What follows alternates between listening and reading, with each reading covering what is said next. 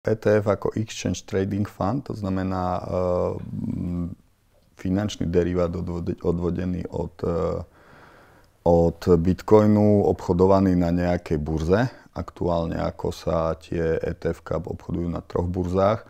A v podstate mal by umožňovať, alebo primárnym dôvodom vzniku bolo to, aby inštitúcie mohli obchodovať s bitcoinami by som povedal, spôsobom a v prostredí, ktoré im je prirodzenejšie. Lebo obchodovať s bitcoinami teoreticky tie inštitúcie mohli aj tak, ako dokonca aj P2P teoreticky, keby to nejak zaučtovali, ale proste toto je ich štýl, takže si prispôsobujú ten bitcoin trošku k sebe. Ty to vlastně mluvíš, oni už tady vlastně ETF-ka byly, ale byly na futures, vlastně už se s tím obchodovalo. Neboli to ETF-ka, boli to futures.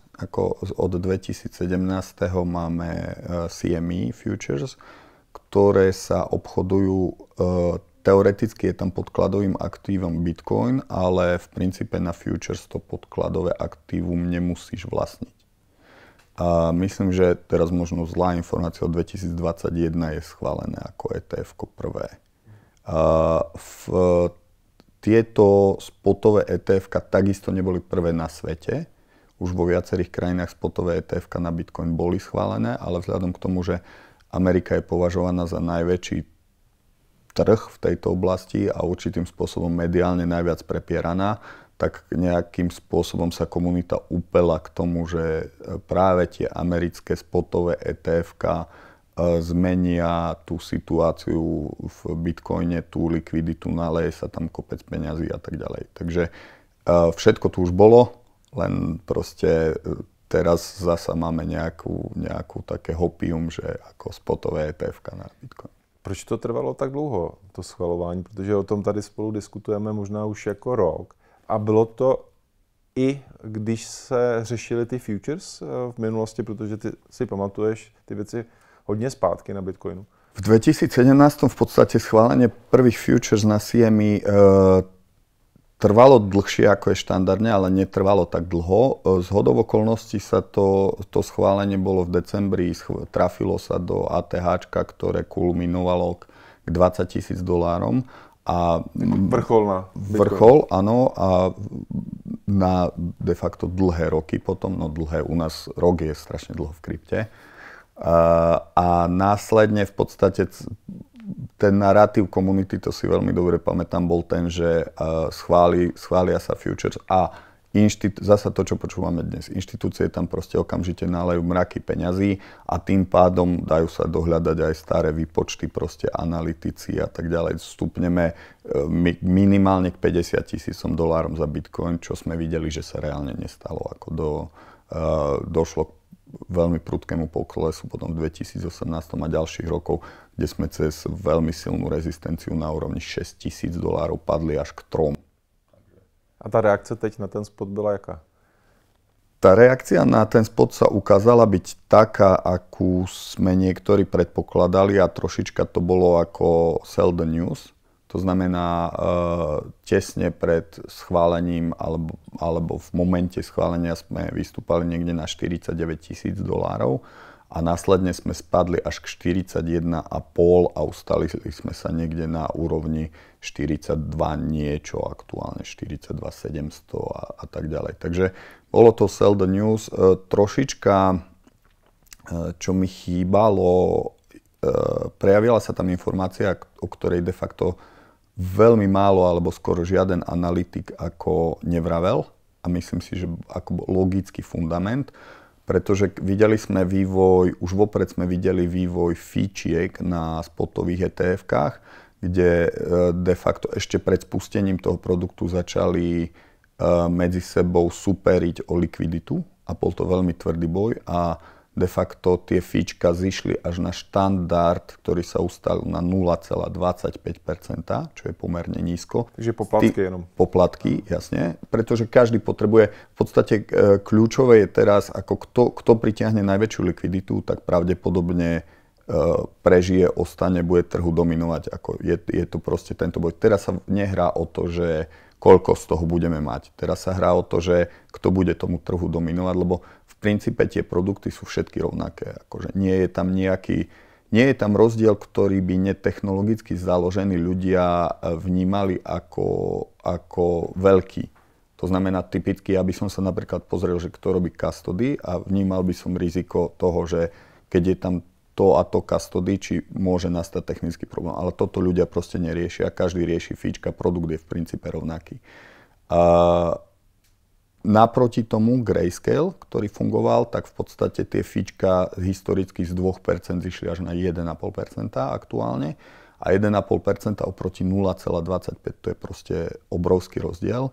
A prejavilo sa presne to už prvé 2 dni obchodovania, že bol obrovský odliv z Grayscaleu a tie peniaze proste jednoducho pritekali do tých nových ETF-iek, čo je úplne logické a v podstate z toho objemu, ktorý bol plus minus taký, ako sa predpokladalo, čiže nejaké tie 4 miliardy dolárov v prvý deň obchodovania plus, tak vyššie polovička bola odlivom z Grayscaleu.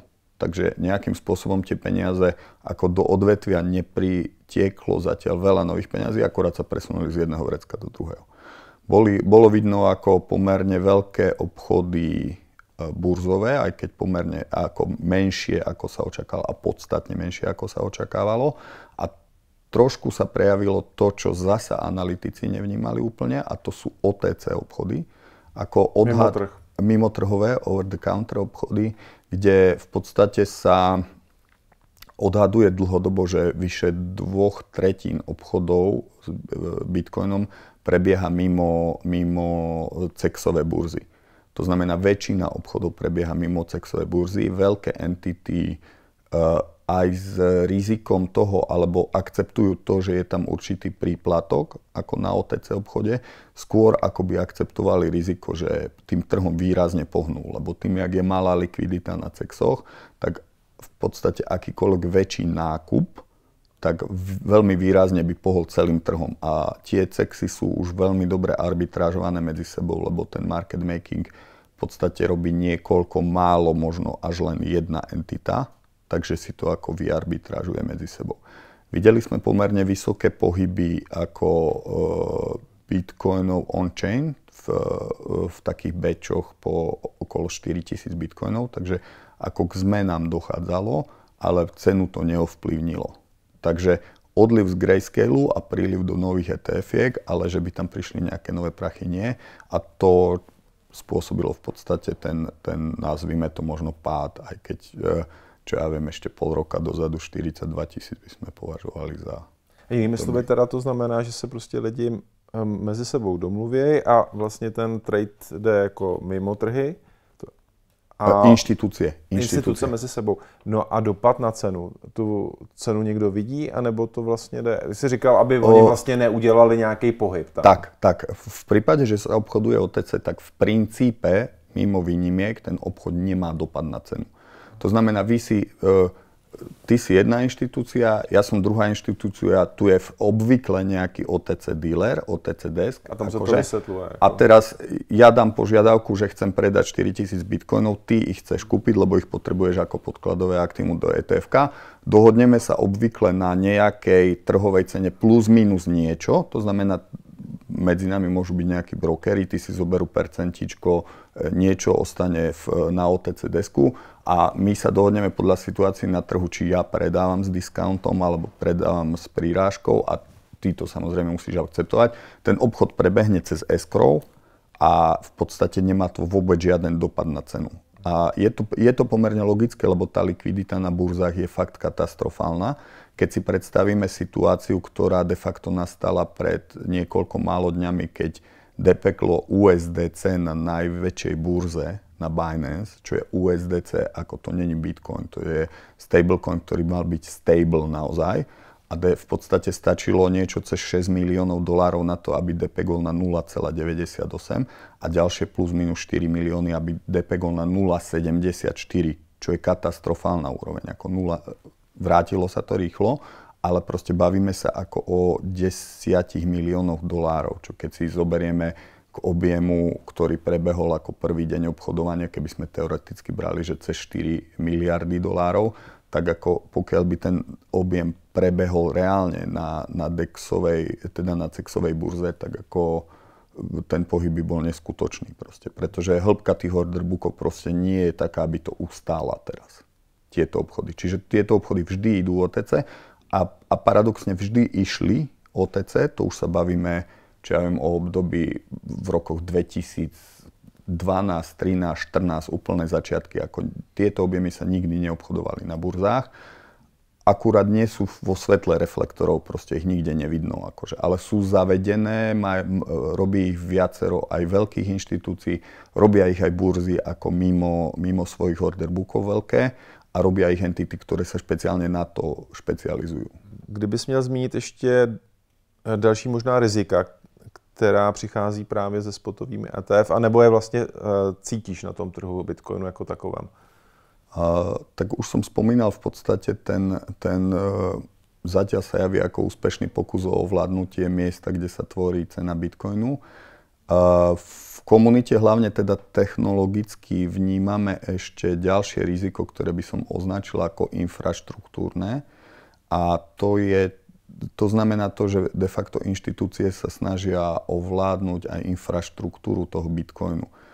Vidíme to na tom, že nastala pomerne, teda pred pár mesiacmi situácia, kde väčšinu hash rate ako ťažobnej sily nad Bitcoinom ovládajú dve spoločnosti, dve pooly, a to je Foundry USA a Antpool.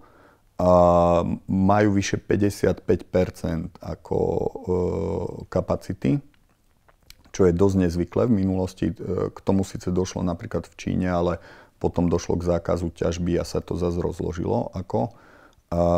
Obidva tie púly sú dosť silne KYC, to znamená minery musia prechádzať ako compliance.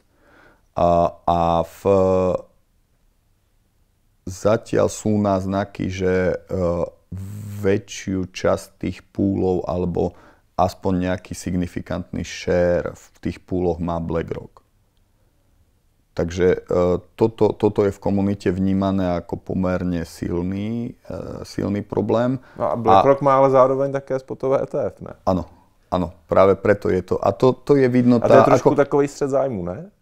No to je vidno, tak ako samozrejme stred záujmov. Otázka je, že či je to definované a či je to zakázané v danom trhu. Hej. Ako z pohľadu teba, keď si BlackRock, tak ako monopolizácia je najefektívnejšia. Hej. Môžeš si začať čeržovať viac, to je logické. A možno by som ešte pripomenul takú drobnú vec, a to je tá tretia noha bezpečnosti toho Bitcoinu, to sú ako vývojári toho jadra. A dlhodobo kritizovaná vec je tá, že Bitcoin nemá vyriešené ich odmeňovanie, na rozdiel od niektorých iných kryptomien. A to znamená napríklad to, že ten vývoj je ako podfinancovaný primárne. To znamená, keď riešilo sa to takými rôznymi obezličkami, ako jedna vec, že tí ľudia obvykle vlastnia nejaké množstvo bitcoinov, takže ale zase to ich ako nejak nemotivuje robiť ďalej. A pred časom prebehla situácia napríklad, keď bratia Winklevosovci venovali, myslím, že nejakú ako veľmi drobnú sumu, asi $50,000 alebo niečo také smiešné ako tým vývojárom, a tá komunita to veľmi oslavovala. A teraz si zoberme ako veľkosť toho trhu, zoberme si, čo bolo $50,000 a zoberme si, že je to de facto ďalší pilier, na ktorom Bitcoin stojí pomerne podstatne, pretože k tým zmenám jadra dochádza ako v rámci improvementu alebo v rámci opravy chýb alebo v rámci zmeny, ako veľakrát boli signifikantné. To znamená, pokiaľ by si teoreticky ovládol viac týchto častí, tak dokážeš určitým spôsobom pomerne nenapadne ako manipulovať s celým tým Bitcoinom, kam by sa mal posunúť. No a teď mě napadlo, kde je regulátor, anebo respektive tyhle ty velcí hráči přece nechtějí, aby se tohleto stalo. Jako OK, jak říkal jsem, střed zájmu, ale že si to nepohlídají. To byla taková jednoduchá otázka. Ale se pro cenné papíry to zajímá, nebo ne? Nebo ty vlastně zajímá jako jiná část regulace? K tomu to je výborná otázka, ináč to ma teraz výborne pobavilo, akože, ale ešte možno drobnú vec, ako tie fondy, toto je za mňa pre nich prirodzené chovanie, ty ten trh chceš ovládnuť. Takže aby oni boli proti tomu, to si neviem predstaviť. To je proste tvoj biznis, ty chceš mať monopol na trhu. Vtedy si najväčší, najlepší, najdrahší, každého proste môžeš si dať fíčka 10%. A čo sa týka tej komisie, tak ako to ma veľmi pobavilo, pretože de facto deň pred oficiálnym schválením tých ETF-iek samotná SEC ako tweetovala na Twitteri z oficiálneho účtu schválenie tých ETF-iek. Nejakých 12 minút potom to Gary Gensler dementoval, že to nie je pravda, že im niekto hackol účet. Trošička tým naznačil ako Elonovi Muskovi, že to je ako jeho problém, že im proste prúser ako... A ten asi mu proste vrátil naspäť, že nemali ste zapnuté 2FA, čo je ako fatálna chyba pri takom účte. Proste ja neviem, buď tam nemajú vôbec žiadnych hajťákov, alebo proste celé zle. To je forma overení. To je dvojfaktorové overenie, čo je ako veľmi jednoduché, primitívne a v dnešnej dobe úplne základné, špeciálne pri takýchto účtoch. Akože tam by si mal mať ďalšie formy ako zabezpečenia, nie len takúto primitívnu. Toto nemali zapnuté. A vlastne v súvislosti s tým si sa pýtal, že komisiu, či to nezaujíma, tak ako keď nevedia, že majú mať zapnuté 2FA, tak ako podľa mňa vôbec nemajú predstavu, jak ten Bitcoin funguje. Čiže aby vedeli, že sú tam veci, že BlackRock, čo ja viem, sa snaží ovládnuť ťažiarov 50% hash rateu a bohu je čo ďalšie, aby tam vedeli, že je tam riziko, že ovládne vývoj jadra systému ako core developerov, to podľa mňa je úplne mimo ich bohužiaľ schopnosti. Myslím si ja, keďže tu FA nemali zapnuté, tak ako celé zle. Co bude teď, respektive těch spotových ETF je několik, nebo já myslím, je 10 možná, je 11. Jak oni podle tebe můžou nebo nemůžou ovlivňovat cenu? I když prostě mluvíš tady o těch mimoburzovních obchodech, ale přece tam prostě jako retail tam nacpe nějaký peníze a ten budoucí vliv na cenu Bitcoinu předpokládáš velký, malej, nebo to prostě neuvidíme vůbec? Je tam v podstate viacero ako takých protichodných vplyvov. A ja vždy som vravel, že tá cena Bitcoinu je ako silne manipulovaná už de facto dlhé roky od začiatku a to rôznymi entitami. Už niekto, kto je možno veľmi dlho v Bitcoine, tak si pamätá na Willy Bota na Mt. Goxe, ktorý de facto bez nejakých bitcoinov ako vyhnal cenu bitcoinu až na $300 z nejakých jednotiek. Takže stále to funguje v princípe rovnako. Teória nám hovorí to, že mali by natiecť veľký objem inštitucionálnych peňazí do ETF-iek, ktoré zasa nám teória hovorí, by mali byť podložené bitcoinami, čo keď si uvedomíme, že de facto správa, ktorú zasa ignorovala väčšina analytikov a väčšina médií, že došlo k drobnému pozmeneniu parametrov tých ETF-iek a momentálne sú cash in, cash out. To znamená, teoreticky sa dá navrhnúť štruktúra, kde to bude také ako frakčné bankovníctvo Bitcoinu, že to nebudú kryté ako reálne Bitcoinov, ale zlomkom a de facto vykešuješ len deltu. Tie veci v podstate mali by pôsobiť na to, že mal by natiecť veľký objem inštitucionálnych peňazí do tých ETF-iek a teoreticky by mal zvýšiť cenu. Ale práve sme si spomínali množstvo vecí, kvôli ktorým to úplne tak nemusí byť. A ja si myslím, že tie inštitucionálne obchody prebiehajú inak ako retail. Ty pokiaľ ako malý investor chceš si kúpiť niekde, ja neviem, 10-100 bitcoinov, tak to zrealizuješ úplne ináč, než keď máš sílu, ktorú má inštitúcia a dokážeš tým trhom reálne pohnúť. V minulosti som v podstate v newsletteroch upozorňoval, a to bola jedna z otázok, o ktorých sme sa bavili, že prečo tie ETF-ka, ich schválenie trvalo tak dlho. Existovala v komunite teória, ktorá možno sa dá zaradiť určitým spôsobom ku konšpiračným teóriám, ale javí sa, keď sa nad tým človek zamyslí, ako pomerne pravdepodobná. A tá vravela, že bitcoinové ETF-ka budú schválené až v momente, keď inštitúcie budú môcť efektívne dokážu manipulovať cenou toho bitcoinu. To znamená, budú ovládať trh, kde sa tá cena tvorí. V dlhé roky, respektíve od nejakého 2000, možno 18-19, po nástupe Binance ako výraznom, tak sa tá cena primárne tvorila na Binance ako miesto, kde bolo najväčšie množstvo likvidity. V minulosti samozrejme na iných burzách a v súčasnej dobe dá sa povedať, že po zatknutí Changpenga, neviem, mám taký dojem, že ešte stále je v USA, druhýkrát mu zamietli odjazd, a výmene na poste CEO Tang, ktorý po ňom nastúpil, tak je človek z compliance, to znamená ako z inštitucionálny.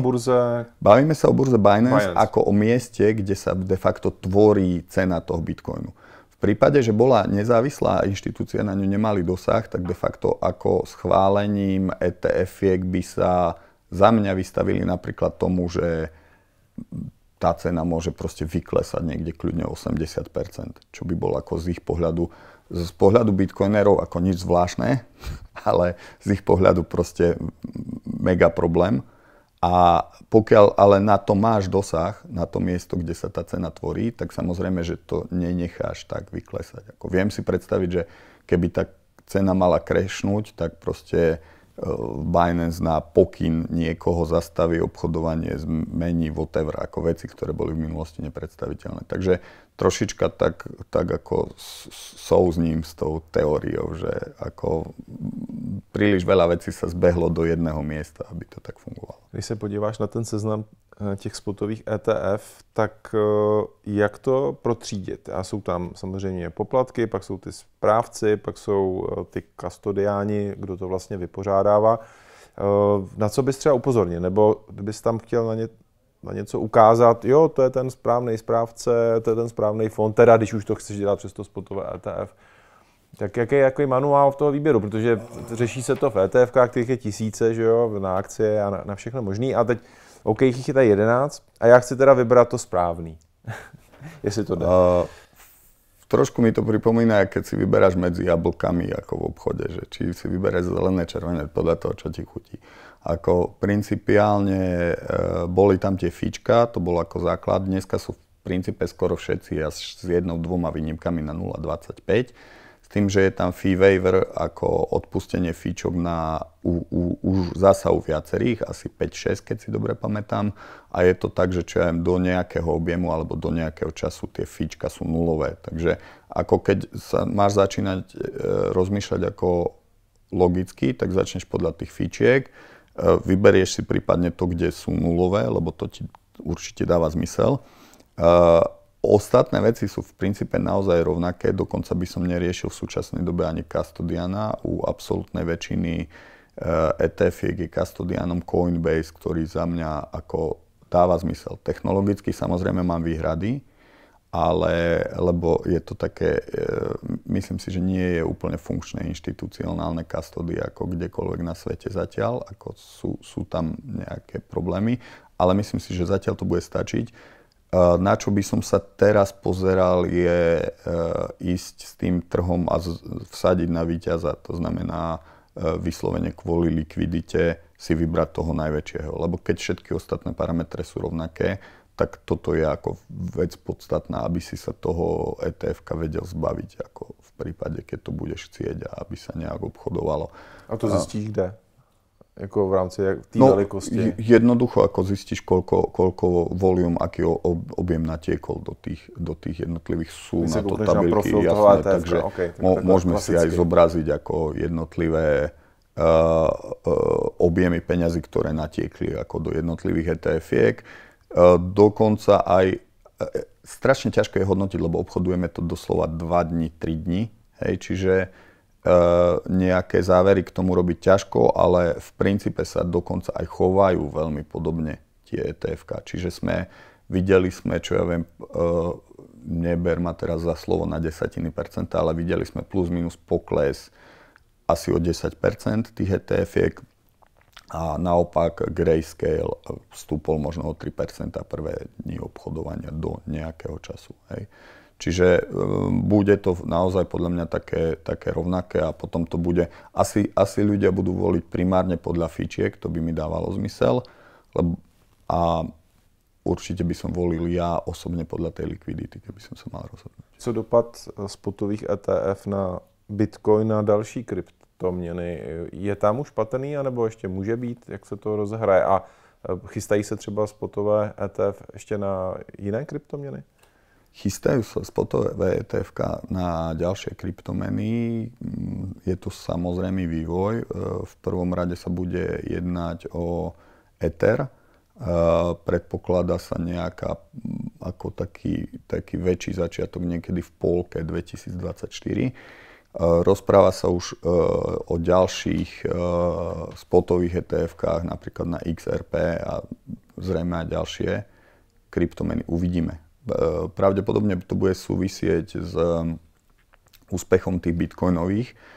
Každopádne tak trošku predpokladám, že to bude podobné ako je situácia v obchodovaní bitcoinu a ostatných altcoinov, že absolútnu väčšinu toho trhu ako zaberá ten bitcoin. To znamená, bude otázkou, že aké objemy budú schopní tí natiahnuť do tých ETF-iek iných a že či vôbec to bude stáť za to im to ako spravovať tie ETF-ka. Takže uvidíme. Troška som v tomto skeptický. Co čekáš od volatility samotného Bitcoinu s příchodem této dávky spotových ETF na samotný Bitcoin? Vo všeobecnosti, ako čím sa ten trh bude zväčšovať, tak ako ceteris paribus by mala by sa tá volatilita teoreticky znižovať s väčším objemom peňazí. V Bitcoin je také trocha špecifické aktívum, že môže dôjsť z technologického pohľadu k veciam, ktoré môžu výrazne zahýbať jeho cenou a primárne smerom dolu, ako pokiaľ by došlo k nejakému failu alebo našiel by sa spôsob, akým dajme tomu matematicky prelomiť šifrovanie alebo našiel by sa spôsob, akým ovládnuť, pozmeniť jadro, k čomu troška smerujeme, ako možno sa k tomu dostaneme neskôr, tak mohlo by to zahýbať cenou Bitcoinu smerom dole. Na druhej strane, pokiaľ by, poviem, vybuchli iné triedy aktív v súvislosti s nejakou situáciou, teraz tá geopolitika je taká zložitá, tak môže sa stať, že sa tam proste tie peniaze prelejú. A typicky si viem predstaviť aj scenár, keby sa tam núdzovo prelievalo obrovské množstvo peňazí z nejakých krajín, kde tým ľuďom by už nezáležalo na tom, že aká je tá spotová cena, ale proste potrebujú si ten majetok ochrániť nejakým spôsobom alebo vyviezť niekade, tak si viem predstaviť, že to by bola napríklad cesta hore.